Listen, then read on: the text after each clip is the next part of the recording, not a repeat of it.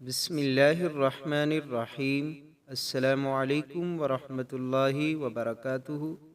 امید کرتا ہوں کہ آپ تمام دوست خیریت سے ہوں گے۔ امیر بننے کا قرآنی وظیفہ۔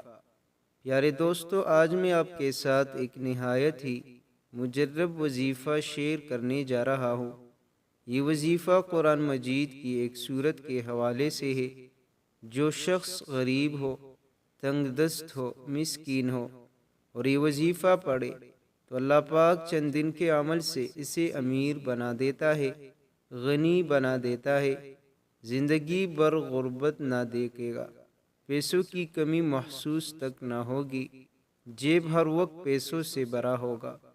وظیفہ اس طرح کرنا ہے کہ آپ نے صبح کو بعد نماز فجر 21 مرتبہ سورۃ القریش پڑھنے کا معمول بنا لے اور اس کے ساتھ ساتھ کثرت سے استغفار پڑھے۔